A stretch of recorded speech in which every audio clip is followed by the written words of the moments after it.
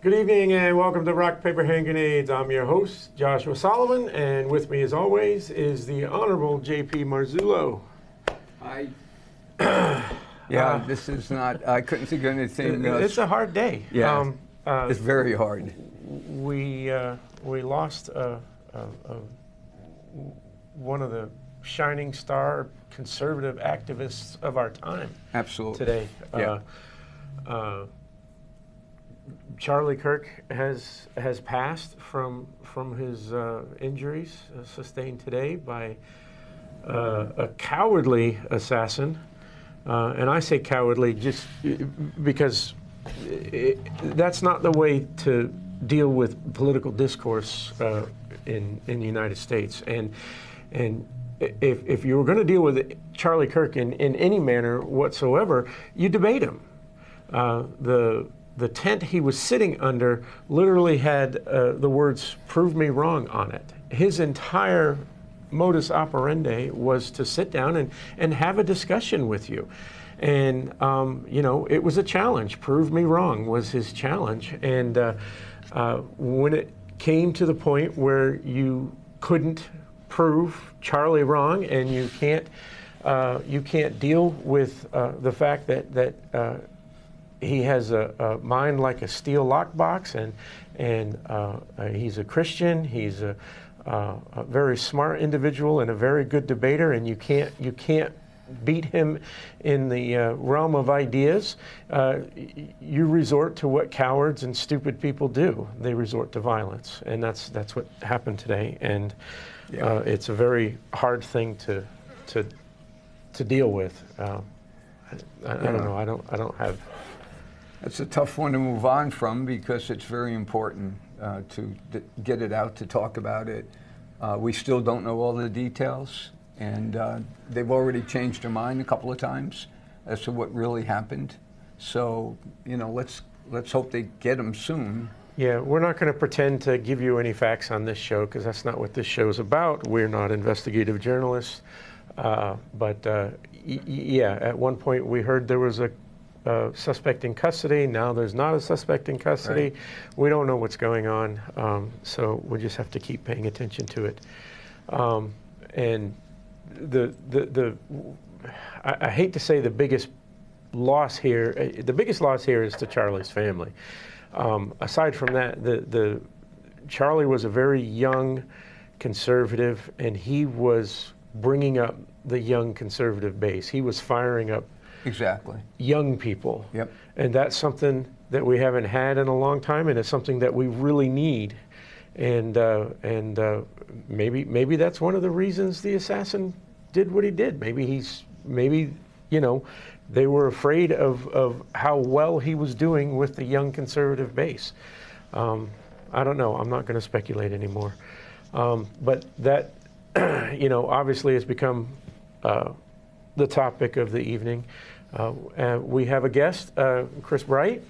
How you doing, Chris? Welcome back. Thanks for having me. Yeah, thanks for having me. I'm sorry that the current events is a little heavy, right? Maybe it weighs heavy on all of us, and Right, yeah. and you're here to talk about New Hampshire stuff and what you're doing here in New Hampshire or for New Hampshire. So I saw a poll the other day, and even though you're winning by a couple of points, and you're well aware it's very low number, 8% I think Right. it was, right? Yeah. And the other 80%. 80% still out there. Yeah, and that's really, and that's really the point. Right. We had Holly on last week, and she didn't declare on our show as much as we gave her a hard time about it, right?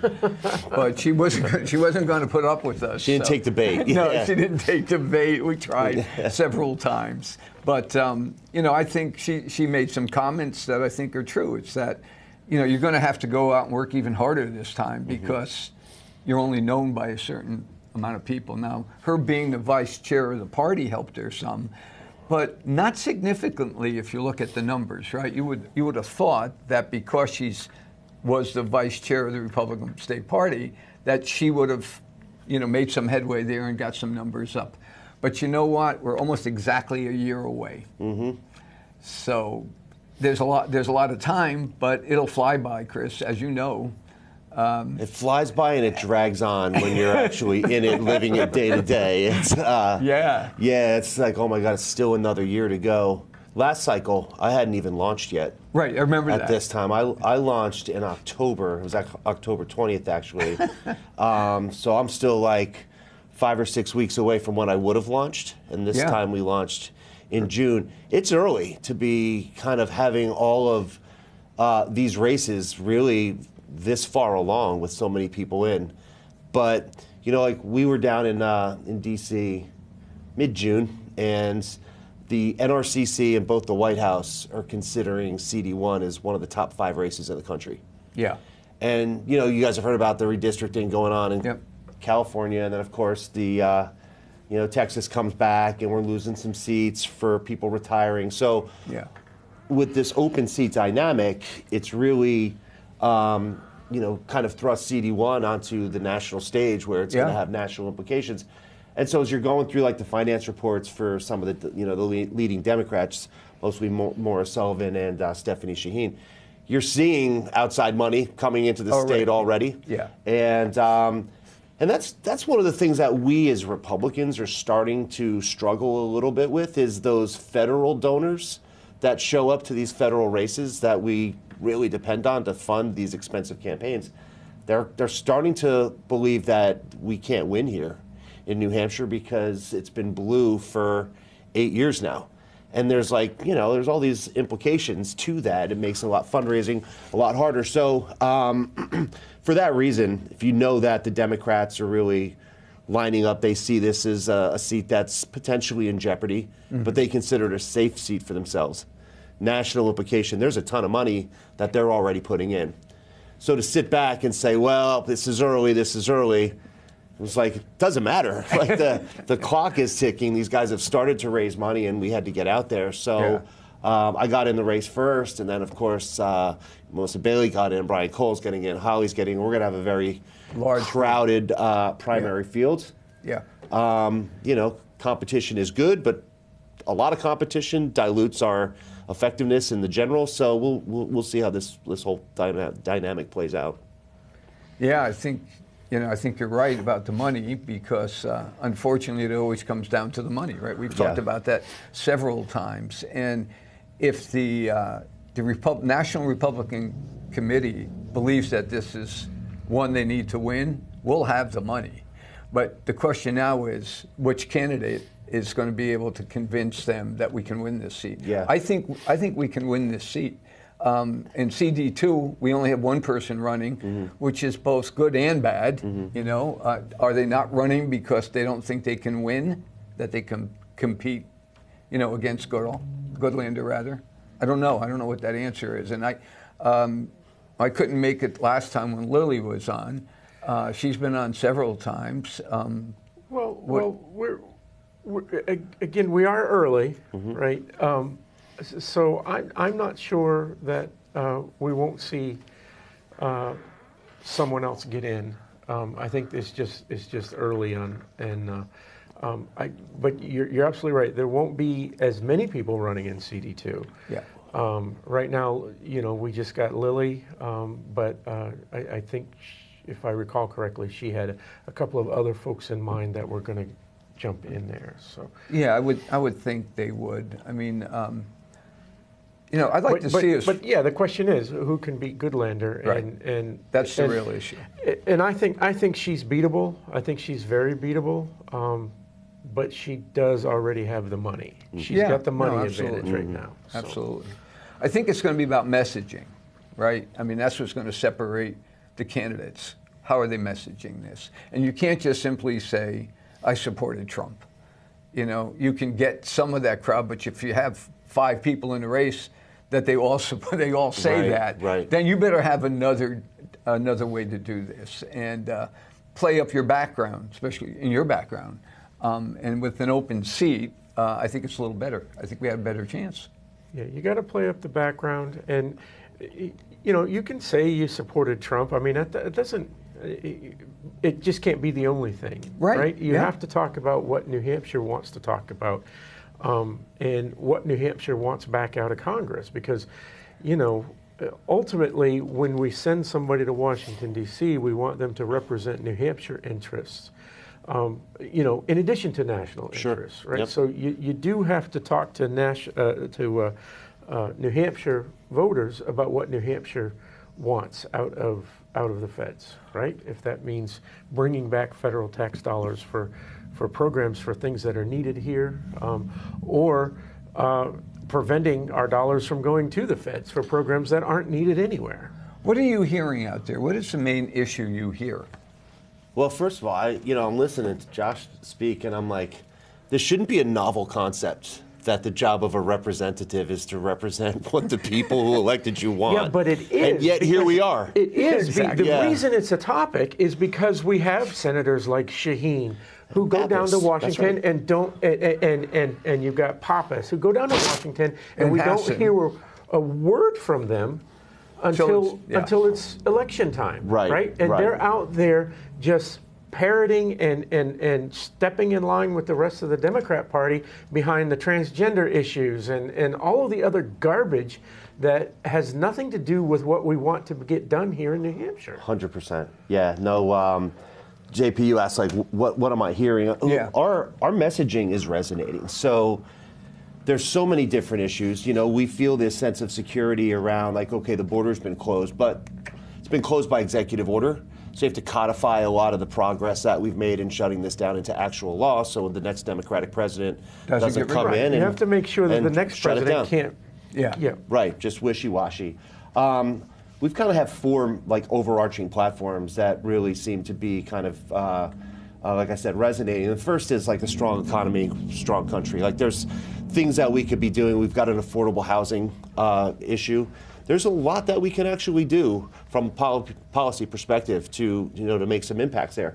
I talk about this 1031 concept and this 1031 tax loophole that folks like BlackRock are taking advantage of, and they're taking 60, 70,000 single-family homes off the market every year with tax loopholes. Energy independence, things like really supporting small businesses and taking some of the regulations off of them. Things from a policy perspective we can do if we understand the implications and how they work. On the international stage, I felt like under the Obama administration, certainly under Joe Biden, nobody took us seriously anymore. Going all the way back to Obama, I'm going to draw the line in the sand. And what did Bashar al-Assad do? We went right up to that line and crossed it, and we did nothing about it. Right.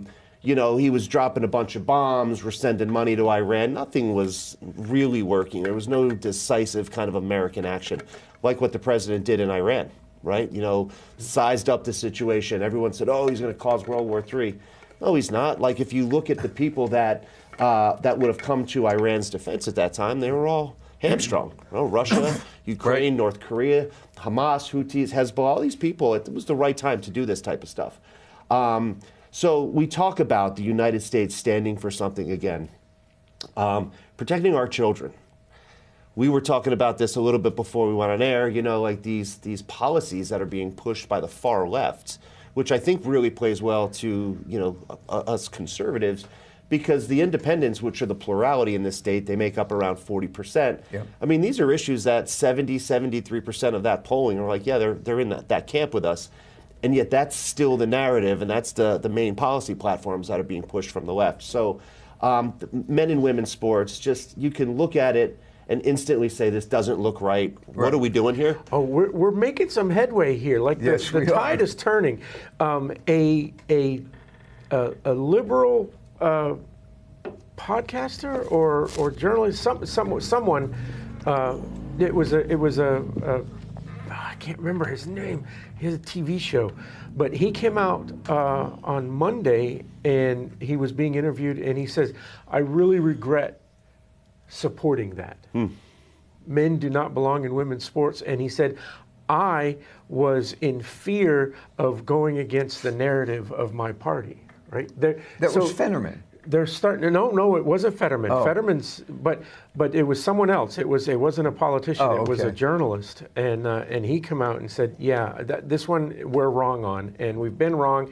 And the only reason I supported it when I during that interview, and he pointed to a very specific interview. The only reason I supported it was because I was afraid of losing my job." Wow.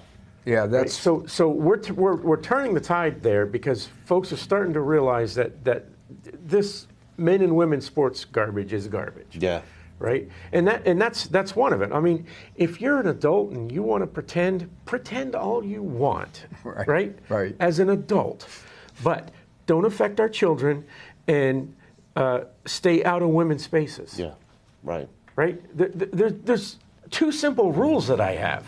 And there's a large voting bloc behind that position. We're starting yeah. to win that, and the Democrats are going to come around on that because they're starting to realize how wrong they are. parents' rights. Parents' rights. That's another big thing. Right. The Democrats, I feel, are on the wrong side of everything. They're taking losing policies and making it worse, to speak to the other groups of Democrats. And it's interesting to sit back and watch these people kind of fake their way through why they're supporting it, and they don't really have a good answer for that. So I think you're right. I mean, it's women's sports, it's parents' rights. That's big. We've done a good job with that here in the States. Yep. But, you get your hands full to go down there. Yeah, our last kind of tenet is this return to normalcy too, which really ties in. Like, all the issues we have. We do have homeless, problems right here.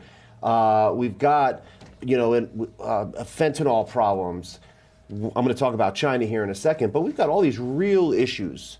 And, for the last, 4 years under this past administration, the types of things that we were focused on from a policy perspective at the national level, it was like, what are we doing here? Right. And I just want to get back to, can we turn off the noise and maybe this far left type of agenda and actually work on the things that are going to impact 70, 80% of Americans that we're really being asked, that's what they want us to solve, and just get away from these polarizing topics. It's exactly because those topics, for some reason, they got onto these topics, and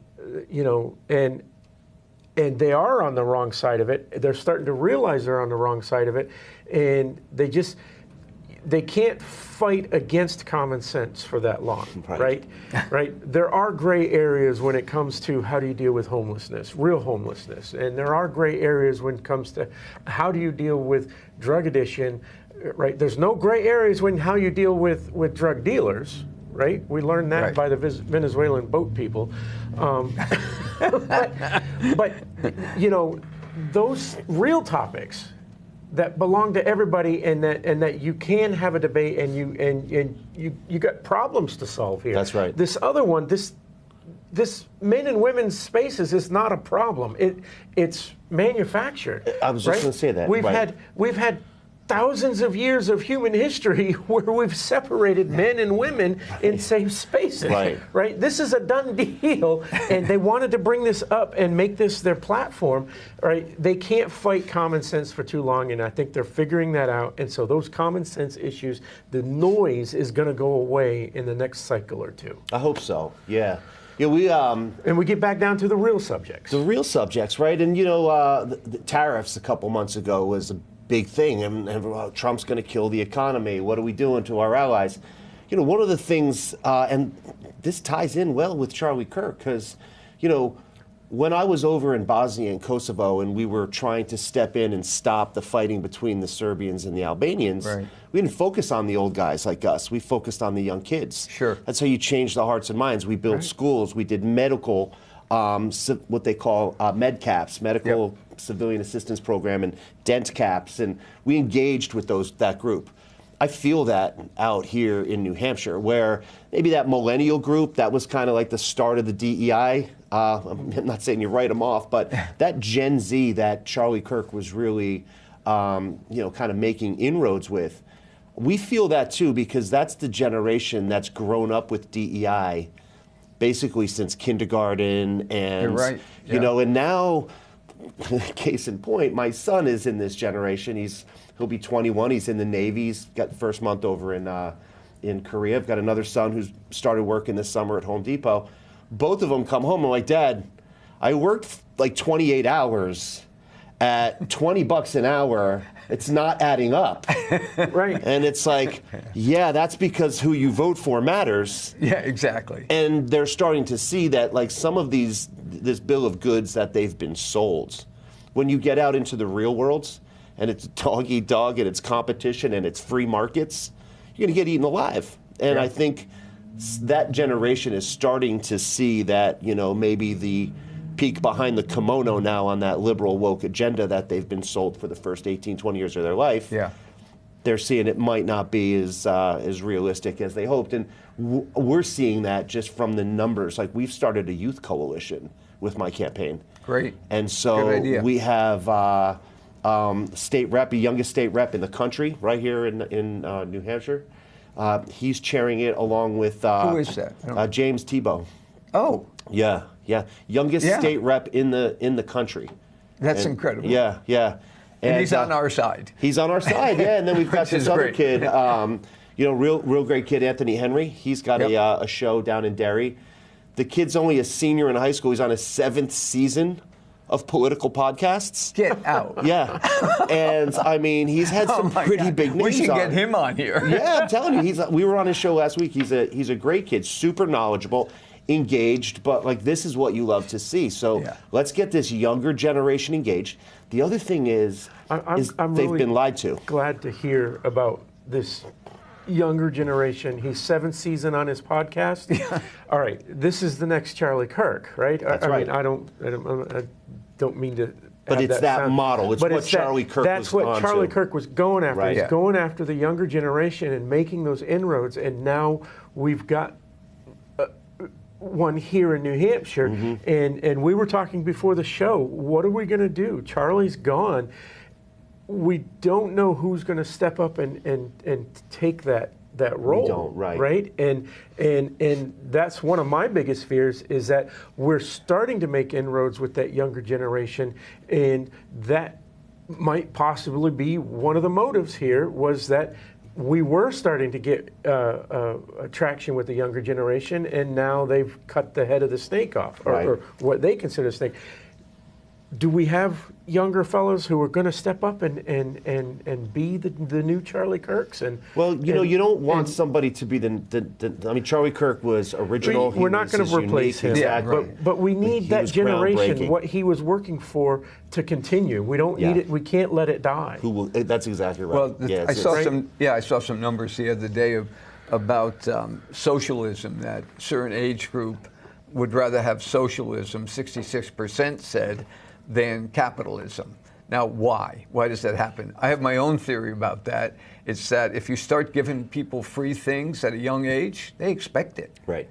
Whatever it is, whether it's, it doesn't matter what it is. It's, I'll use a terrible analogy, but it's like the backpacks that, we collect for kids in the state. I find it hard to believe that we have that many kids that need that kind of help. So I could be totally wrong with that, but when you start doing that, you build a generation of people who will expect that.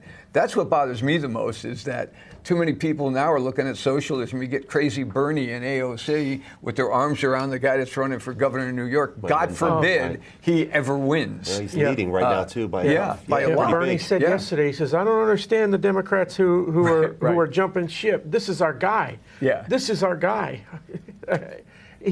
Yeah. So that's, but you're right as far as the youth, I mean, that's the key. And getting out to vote is going to be even harder for us this time, because every every election that is off from the presidential election, the numbers go down. 64,000 people actually is the average drop-off between a presidential and a midterm election here That's interesting. I didn't know it was in New Hampshire. that much. Over the last 4 midterms, the average drop-off has been 64,000 voters. And the ironic part of that is Republicans are losing, by around 25,000 votes.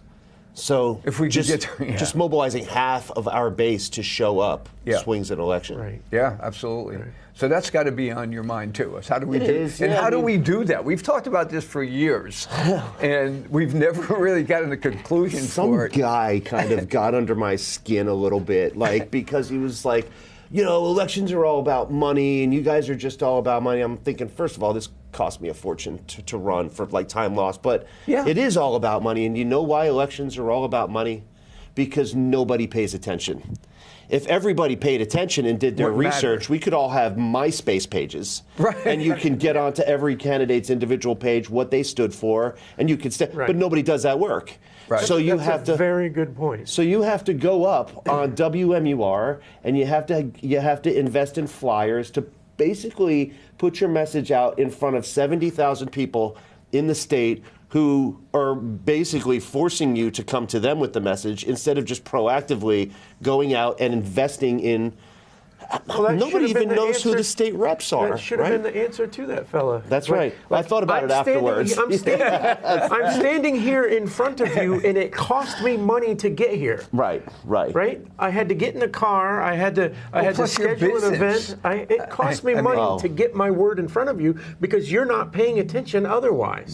Right. Yeah. Yeah, no, I mean, like last cycle, I put in an extraordinary amount of money, self-funded, because like part of wanna me get was like, going. I wanted to be able to do this the right way, Right. The other part of it was nobody knew who the hell Chris Bright was, and they weren't giving me $1 anyway. So, No, you that's kind true, of had though, to yeah. figure that out. And the third piece, and like what we're seeing now with, some name recognition, we've got our policies out there. We know how to run a campaign. We're calling national donors, and they're Yep. telling me it's just not worth investing in a New Hampshire race because they see it as unwinnable. Right. Because we haven't won a so Republican long. race in so long. And so you do have these real life like kingmakers at the federal level who, the Koch brothers and all these other Oh, kind yeah. of big groups. Yep. And they're investing in races. And you could put your cynical hat on and say, oh, these guys are buying. Yeah, they have some self-interest. But the other side is there are some really good patriots who are trying to push conservative ideals across the country. We need to have the numbers out of that 435, where those seats come from. Right. And New Hampshire has let down the conservative and the Republican Party with respect to winning seats. So we are not picking up those kind of federal dollars anymore that we used to. Right. And so now you're going into general elections outspent by the Democrats 2, 3, 4 to 1. Right. And it hasn't helped us either up until this cycle that we've had an incumbent. We allowed our districts to be gerrymandered when the Democrats had it a couple years ago. Yep. They took Salem and Windham out of CD1, Yep. which was a Republican area, Yes. brought it down to basically a even because CD2 was heavily Democratic. It could absorb 2 Republican towns. So it kind of took away our competitive advantage there. And then you have 7 weeks in between a late September late. primary. Other states like Virginia, I mean, they're having them in June. Right. So you could run and have a competitive primary, come out of that, get your, kind of recenter your message on the more general voter now instead of the Republican primary voters. But for all those different dynamics here, we've really had an uphill we've battle. tried to change that. I think we have. I think it's been approved now to move it. I just don't think they've decided yet in which month. Yeah. Some say June, some say July. But in any case, it'll change. Right. And Not I don't this know, cycle, I was though, just next going to say cycle. it's not going to I affect think it's this 2028, cycle. yeah. Correct. But that's interesting. Yeah. And the other thing I keep seeing around, because I go by this on all the time, this little sign, and it says, "Call and resist with us." Resist. What does that mean? And I want to call Right. them. I do. I really want to call them and give them a piece of my mind. But I've seen that around. So it started with Pappas a long time ago with his T-shirt that said "resist" on it. Right. And yeah, that's kind of interesting. But I think your challenge will be obviously to win the primary. Yep. And then once you do that, it will be then to find a way to get the money from those people who didn't make it into your camp. Mm-hmm. And for them, because they can do that, they can actually move the money Yeah. by giving it to a PAC, and then they will invest it into certain things, right? So Right. that'd be interesting, So I think. how does that work? I mean, I know how it works, but you alluded earlier to a large group, right? We're going to have, 5, 6, maybe more people in this race. Yeah. And we tend to do that to ourselves. And the Democrats do Absolutely. it once in a while, but they are much better at, once the primary is over, they're much better at consolidating their money and their focus and doing that. Now, we have what do we call it? The morning after breakfast, the Unity breakfast. breakfast, unity yes. breakfast after Yep. after a primary, which is meant to do exactly that. You've But- been to that. Yeah, I how gave many- gave my speech. It's kind of like a But- good moment for me. But then, and I don't mean to put anyone on the spot, but how many of candidates on our side are willing to, after the unity breakfast, are willing to say, okay, of the money I've raised, I'm going to take this much of it, a large percentage of it, and dump it into the campaign of our candidate and do that, versus how many of these candidates who lost the primary still have ambitions and are already looking forward to the next one and said, no, I'm not I'm going to giving save up the money for I'm not giving up any of my money. I'm not going to Yeah. support this candidate that I lost to, even though we need a conservative, and I'm going to hold on to those donations for my next chance at this. Yeah. Right? When That I was a gave tough- my Like so, and that's like I said, I'm not putting you on the spot, right? Because well, I did that though. but yeah, So at the how Unity many, breakfast, I how ended up many writing that check. candidates write the check and make Yeah. the check significant enough that it's a real good push to the. So I want you to the- tell the people that don't That know story? you that. Yeah, because I think that's pretty Yeah, important. so the Unity breakfast, funny how that went down, right? So I had been told that the Unity breakfast, you go, you kiss the rings of the winners. There's been fights there before. It's real awkward, but you have to go. Yeah, because you Yeah. you just got off the debate Right. stage with these folks, Right. You put your and heart you and were- soul into yeah. it. You lost. So I get it. Emotions are high. And so I'm driving up to, it was Thursday. It was 2 days after Yep. the election. And I'm driving up to Concord. It was up in Concord that year. And there was a sense of relief. I was like, oh man, like almost poor Russ. Like this guy's got 6 more weeks of this now. And, like we ran a great race. I was happy in that crowded field to do as well as we did. Yeah. So I get up there, I'm seeing everybody, they're shaking my hand like, hey, great job. Chris Ager comes up to me. I'm at the coffee stand. And he goes, yeah, I think we're going to let, a couple of the CD1 candidates and each person speak. And we're going to start with you. And I was like, okay. You hadn't prepped a speech. No speech. No speech, right? But I mean, at this point, I'd just come off a year on the campaign trail. Yeah. So if you say, dance, I just get up there and I could do the dance, right? So, so I'm like, shit, I got to give a speech. So I was just thinking through like teamwork and stuff like that. So I get up on the stage.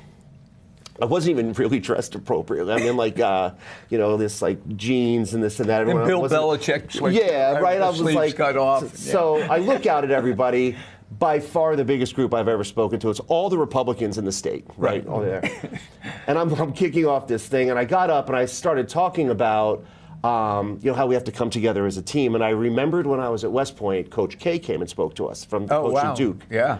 And he gave this example of, like, if I have there's 5 basketball players on a team, and if I just slap you, it's going to hurt. But if you can get those 5 people to come together in a fist, and you could punch as one, you can make a tremendous impact. That's and a great. That I was great. loved that analogy. Yeah, I love it. That was So I'm up there freestyling this speech, and I said I'm reminded of the Chicago Bulls. And if you watch that Last Dance, when during COVID, they talked about Phil Jackson coming in. Michael Jordan was there. They had all the superstars, but they hadn't won that year. And then so Phil Jackson, the second year, he says we're going to run the triangle offense, and the triangle offense is about passing to an open spot. And so in the early critique, the reporters were like, so let me get this straight. You're telling me that with this offense, you could potentially be passing the game-winning shot. Michael Jordan could be passing it away. Like, yes, it's to the open player, it's a team-based. To his credit, Michael Jordan buys in, Scottie Pippen buys in, right? They had Steve Kerr. I mean, they were monsters. And that's when they started becoming a dynasty, was when they started playing together as a team, when 5 superstars kind of committed to the whole of the team before themselves. the mission that they were going to. Right. And so I said, we have a lot of great talent here, and if we can come together now, and so kind of for that reason, like I think Russ is a guy that ran a great campaign. He's got great ethics. He's somebody I can get behind. And I had already in my pocket, I had written handwritten notes to all my other competitors. So Holly and Walter McFarlane had those out. And I had a check that I was going to give for Russ. Now, again, totally naive. I never did a Unity breakfast before. So I pulled out and I said, and Russ, you know, I'd like to, I maxed out. I gave him a max donation check right there on the spot. And everybody jumped up and kind of standing ovation, like Governor Sununu's like, and Kelly Ayotte. And I was thinking to myself, well, this is amazing. Like, I've never had this happen before. And I guess this isn't normal. So, you did the Unity thing. isn't that what we're supposed to be doing? And so I guess I had the benefit of just naivete and not knowing it's how it's been done before. But, you know, for me, it felt good, one, to be like, all right, this is, I think I was able to show more in losing that year, like how to lead. I agree. And what leadership looks like when you're really playing for the benefit of the team. Had I won the race, nobody would have done that for me. But by losing the race, I was able to show how it should be done. How it should be done and how you can lose with class. And really that it's really about the benefit of the team. And it didn't have to be Chris Bright. We just need to win this seat. Yeah. So. And Walter speaks highly of you. I love that guy. He's a good dude. He's really a good guy. Yep. And you're right, though. It's about how do you develop the team. It's like, you know, the Yankees. Somebody said, why don't they have their names on their backs? Because it's not about them. It's about the team. Yep. And that would, and some other teams have started Army to football. do that. Yeah. Army football did that. Yep. You know, which. Go Navy, beat Army. Take it easy. But anyway, you're right. You're right. I mean, and I hope that resonated with the people because that's been needed. The last person that did something similar to that I remember was Ovid LaMontagne. Is that right? Yep. Kelly Ayotte won the seat by only 1,000 votes, and he could have asked for a recount. He didn't. And I worked for him then, and I said, what are you doing? You know, we only lost by 1,000 votes. Right. He said, we don't have time to go through this exercise, to do the counting and all of this stuff. He said, we need to get behind Kelly Ayotte. And he said that right on the stage. I'm going to be out there helping Kelly Ayotte win this. And that was never done before either. Love that. And he was just, other than he's a great guy, but he wanted to do it for the party, not just, you know, another candidate, but for the whole party. Mm-hmm. And I think behind the scenes, kind of inside baseball stuff, when I was at this, when I was the vice chair of the state party, I can remember Governor Sununu, the original Governor Sununu. He was pretty tough on these candidates. He would bring them in and say, "You're not going to run this time because we don't have a shot with you. Now, you're going to run, and you're going to back them." I can remember him doing that and telling people, we're not going to support you if you run because you can't win. Right. And he turned I think he saved the Republican Party at that time because we were starting to slide and, you know, not getting the support from the people we wanted. So I think your comments, hopefully, were well taken. And now you're back in this race again. And those are the people, you know, you need to remember. They need to remember what you said, right? Yeah. You need to reinforce that. But see, that's the other thing too. I think when you do stuff with like an expectation of like a return, it kind of takes the purity out of your heart. Like I genuinely believe like do the right thing consistently. Yeah. And you know you'll get to a spot where eventually. I mean, you get all spiritual here, but like the universe reciprocates, and and I fundamentally believe that it's the way that we've built our company at American Facilities. You know, really trying to be transparent and just good partners. Yeah. And I've been burned a couple times, but always felt, and I tell my kids this: don't let somebody else's actions change who you are. Exactly. And so for us, like. You know, I promised myself, I promised my inner circle when I ran for Congress, I was like, I do not want this to change me. I do not want to become. And I told my friends, I told my closest like group chat of West Point buddies, like if I change, like I consider you the last stop before me falling off the cliff. You have to tell me, right? Exactly. And so I mean that. Like my professor from West Point, Chris Gibson, taught me American politics, and then he went on and got elected into Congress himself. He served, I think, 6 terms and got in and got out with his integrity intact. You didn't really hear about him. He wasn't the one that was making the noise to raise all the money. He was just doing the work. And He was doing it's the job. those types of people that inspire me to serve, where you show up, you do the work like you're supposed to, you represent the people, you're transparent, and then you get the hell back out and go back to your life, because it's not supposed to be a career there either. Right. I fundamentally believe that if you're genuinely going to represent the people, you've got to come from the people, you've got to be able to relate to the people, you've got to listen to these people, and then you've got to synthesize what everybody wants, and then go to Washington, D.C. and fight like hell for it, and not be a rubber stamp for that party that you're a part of. And that's the problem that I've had with Chris Pappas in the past, was that us Granite Staters were jumping up and down on certain issues Yep. that were important to us. For me, one of the big genesis moments was like COVID, when, you know, we had some great business minds trying to open this state back up, and he just was not, you know, a champion for what we were trying to do. He was a party line guy, and I fundamentally disagree with that. Yeah, I think that's the right approach. I once read a book about West Point's rugby team, Oh, yeah. and it was an interesting book how the person actually developed a team out of people who never did this before. And yeah, and I can't remember the person who was in charge of that process to build the rugby team up. And he took people, you know, he would kind of point them out, you know, he'd say, well, you're going to come and do We got this. voluntold, yeah. Yeah, No, exactly. Our rugby pro, so our football team is pretty solid now, but you know, we went through like a 13-year stretch where Navy beat us every single year. But you know that already. Yes, I do. Yeah. I've been at some of those games. Yeah, but so General Douglas MacArthur was the superintendent of West Point at one point, and he said, he had this famous quote that we were required to memorize: "Upon the fields of friendly strife are sown the seeds that on other fields, on other days, will bear the fruits of victory." So when MacArthur was the superintendent back in the day, he said every cadet at West Point will be an athlete. You don't get to just come here and be an egghead and just be super smart. Like, oh, by the way, you have to do that. But boxing now is also mandatory. So boxing was a mandatory class, close quarters combat, mandatory class. And then you had to play a sport.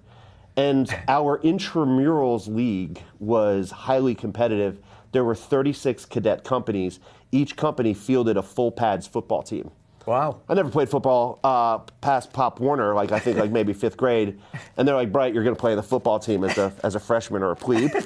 And so did that. And then if you were somewhat decent of an athlete, they pulled you out and you joined the rugby team. Right. We had an A side, which was like, these guys were good. I never made that side. But you had A, B, C, and D side. And even our C's and D side rugby teams, like these guys were some state champ football players and just tough dudes. And it's a great sport. But yeah, I certainly got dragged into that myself. And I mean, the book was very, C-side. it was very interesting because I wish I could remember the name of the book, but talking about teamwork, and he did take people that never played football and made them rugby players. Right, exactly. Which was kind of nuts when you look at it now, right? Right. I was on the wing, you know, say the big scrum guys in the middle. And it was funny, they'd almost like, you know, lateral the ball out to me on the wing, and I would just run like hell to not get hit by these monsters that were chasing me. With and, no pads. No pads, and just go. And so, yeah, that was my foray into the rugby world. Yeah, But, that's great. Yep. But I think that, I kind of keep track of some of the candidates, and I see you've done a lot of things right. And I think that people now, hopefully by being on the show more than once, and we'll have you back again as we get closer, that they'll get an opportunity to figure out who you are, because a lot of people don't go to those events, right? And you get groupies. You get the same people that will follow you at every event. Right. It happens to everybody. Right. Everybody. Yeah. And that's great. You know, you're going to thank you for coming, but you need the other guys, right? Yes, sir. I mean, so. Something that occurred to me while we were talking is that as a candidate, you're traveling the state, you're going to events, you're creating events just for you. You're going to you know, parades and cookouts and, you know, all the, you know, and state fairs and all that stuff. And you go and you have an agenda, right? People want to come and talk to you, and you go and you have a speech made, or at least something, you have a topic to talk about, something that's important to that region of the state or whatnot, and so there's always an agenda. But getting to know you and who you are, we've kind of brought that out a little bit because we haven't really talked, we haven't gone real, I mean, we've talked about some subjects, but we're also getting to know you as a person here. Right. We're talking about your business and your family and your education, and these are things that you're not getting out there when you're on the campaign trail. Is that? Yeah, that's probably. I mean, so it's like an art, right? You're trying to. I've got a really interesting story. Everything from what I've done in the military and your business and business. I mean, I started that business 7 years ago.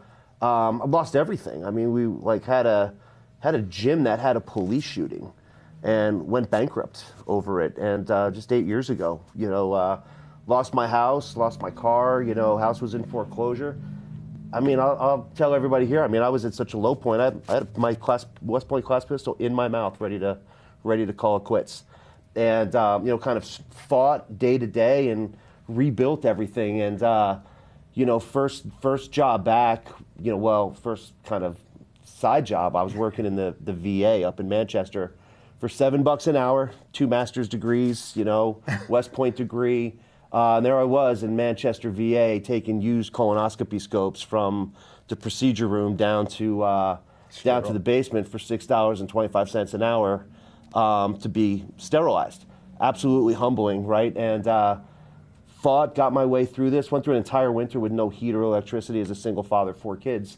Got a job with a landscaping company up in Portland, Maine, and it was private equity backed, and through some connections got in with these folks, and over the course of 2.5 years took this company from 8 million to 110 through kind of acquisitions. We got ourselves doing some cool federal contracts and really grew this company.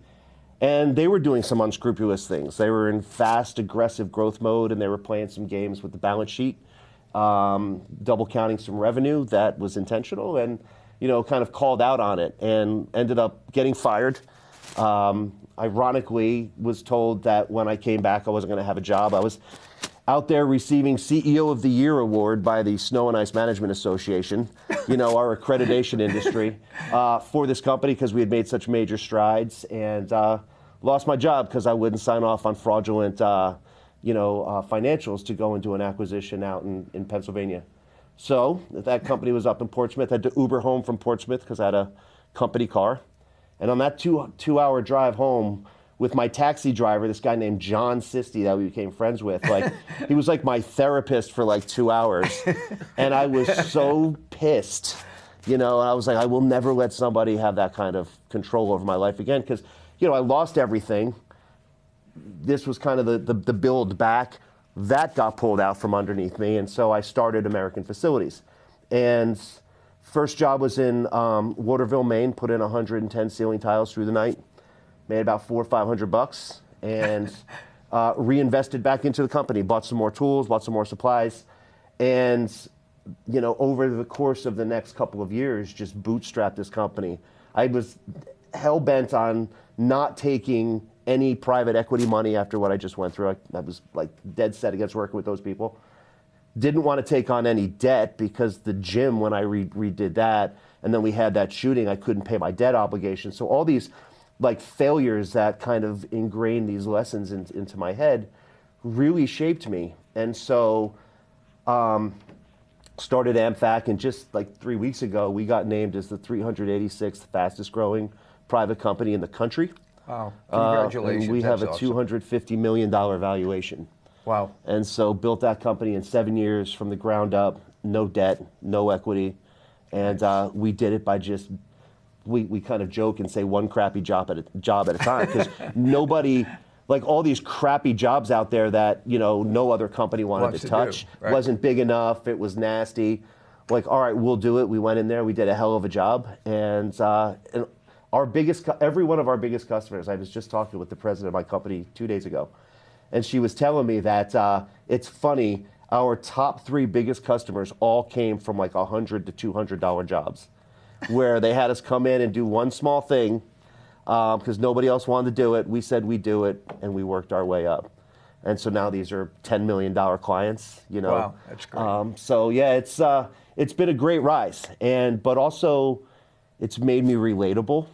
You know, being a West Pointer, in 2000, I was the top officer in the Army, got into MIT, you know, honor graduate in University of Missouri. I didn't have a ton of adversity. I mean, I had adversity, I pushed through it, you know, but losing everything and actually being suicidal and wondering what it's all for and kind of having the entire system come down on me, it really makes you realize like the things that people can go through. And it was one morning when I was running this landscape company, couldn't sleep. It's funny how God works. And I just decided to drive up to Portland, Maine around 3:15 in the morning. And because like, why lay in bed, right? Might just go up. You're awake. I'm right? awake. So I got up there and we had a chief superintendent who was like my number 2. He was already there and this other kid. He says, can you talk to Kyle? I'm like, what's going on? And why are you all here at 5:15 in the morning? This kid, Kyle, because 60% of our company was in recovery. Oh, Kyle wow. got in a fight with his girlfriend, relapsed, and he put a shotgun under his chin in the car and it didn't go off. Wow. And they asked if I can go and talk to him. He was sitting in a Wow. conference room at a table like this. So I walk in with this kid. I'm the CEO of the company. His face is all red and puffy, snots everywhere, and he's just crying. And I'm trying to break through, like, hey, and he doesn't want to talk to me. I mean, I'm like echelons above his Sure. level. Right. He's embarrassed after be sitting with the CEO. And I just decided, like, in that moment, I was like, you know what? I looked at him and I said, I know what it tastes like to have a loaded gun in your mouth. And this is how I did it. And I told him my story. And over the course of the next hour, like, he just opened up. We started talking. And at the company Christmas party a couple months later, this woman comes up to me because we let him bring families. And she said, you're Chris? I was like, I am. She says, I'm Kyle's mom. And he told me you're the reason he's still alive today. Oh, And so I think about like why things happen to you and why you go through the things that you go through and the perspectives that you have and the resiliency chip that it builds and everything. And man, it sucked at the time. But, you know, my 4 kids got to see a guy that, you know, never gave up, never stopped loving them, and we figured it out. Like, they were surprised a couple years ago when I finally told them we weren't really camping down in the basement by the potbelly stove. We had no electricity. you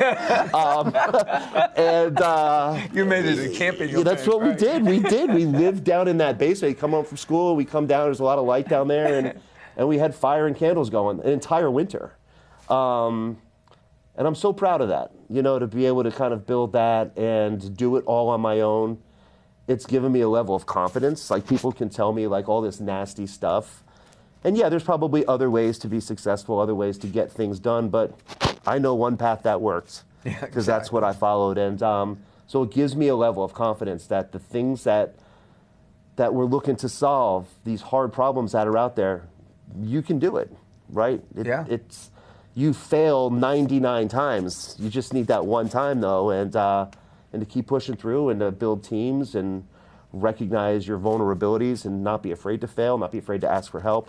These are all really good lessons that I think as we're trying to lead through challenging times like this, like you said earlier, how do you stop political violence? How do you stop the direction that we're going? Be different, lead different, and then don't just say it, like, live that example. Yeah. We're sort of running out of time, which is a shocker to me. Would you like to, just tell the viewers how they can get in touch with you, what you need besides money? money. Yeah. We need support. We need people to pay attention now because, like, the stakes are real. Like, we're seeing the real implications of everything that's happening. We didn't talk much about China, but that concerns me. Like, look at just pay attention to what's going on right under our noses. Go on Amazon.com. Put in blue jeans in the search bar right now. 5, 6 first results are all going to be Chinese companies, right? Like, we have real issues with countries out there that are trying to unseat the U.S. And we have to come together. We have to stop fighting with each other. It's got to be okay for a Republican and a Democrat to sit down and debate again and have good civic discourse and really hash out problems. Like, I couldn't build a $250 million company if one person had an idea and the other person, and we just fought over the 2 ideas. There's usually 10 or 15 different ideas out there, that you can synthesize together to be the perfect, solution. We have to get back to that as a country. Like, these issues can be solved. They're hard, but it's going to take people coming together and actually be willing to put aside their personal gain and all their own individual motives and work for the better of the country. And if you do that, and we can at least all agree that we're all trying to do the same thing, then maybe how we get there, we can give each other some grace if we have some different ideas about how we get there, as long as we're all aligned on what we're trying to do. That's awesome. Thank you. Thank you. Yeah, so again, our condolences and prayers to Charlie Kirk's family. No one's ever going to replace Charlie Kirk, but that void hopefully will be filled by the hundreds of thousands of young individuals that he's inspired in his short time here on Earth. So, Do you want to give them an email address or something? Or www.chrisbright.org, and it's Chris Bright for Congress on our Facebook page. Thank you. Next week we have, it lands on Constitution Day, Wednesday of next week. Perfect. And we have a great guest coming on, Jeff Chittister. And we're going to dig into this and ask him a bunch of questions. That's something that he prides himself in. Yeah. And so I'm looking forward to that. But Chris, thanks for coming on. Thanks Good for luck having to me, you guys. going on. Appreciate you. And hopefully we can get you back when you win. Yes, sir. And we'd love that. Yes, sir. Let's do it. all right, we'll see you next week.